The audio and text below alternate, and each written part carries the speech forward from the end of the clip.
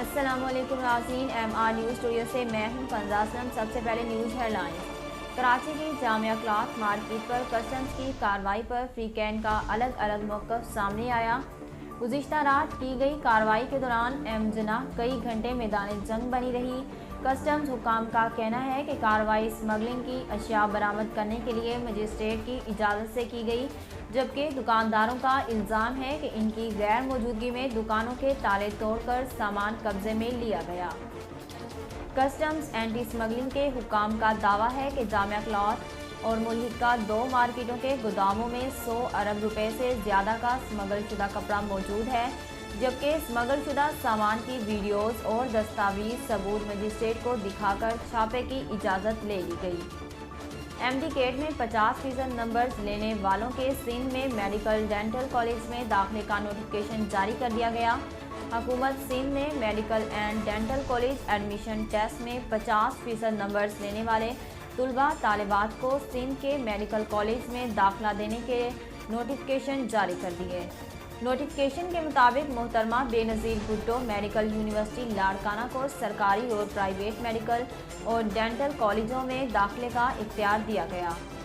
دل پاکستان سے دلوں میں گھر کرنے والے جنید جمشید کو دنیا سے گزرے 5 برس بیت گئے۔ جنید جمشید کا شمار پاکستان کے بہترین اور صف اول کے گلوکاروں میں ہوتا تھا۔ انہوں نے اپنے گلوکاری کے کیریئر میں وہ شہرت اور مقبولیت حاصل کی جو بہت ہی کم لوگوں کے نصیب میں آتی ہے۔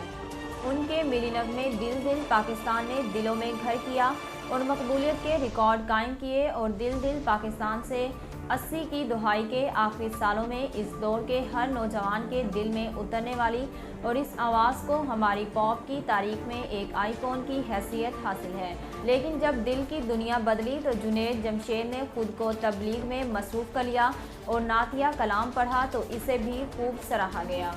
کرکٹ میں ہر دور کے حساب سے جدت آئی ہے اور وقت کے ساتھ ساتھ اس کھیل میں نت نئے تجربے کیے گئے۔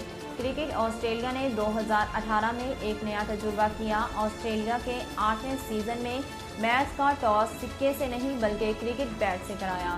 رپورٹس کے مطابق ٹاس کے اس نئے انداز میں ٹیم کا کپتان ٹاس کی کال کرتا ہے اور بلے کی دونوں سائیڈ میں سے ایک کا انتخاب کرتا ہے، جس کے بعد دوسرا کپتان بلے کو ہوا میں اچھالتا ہے۔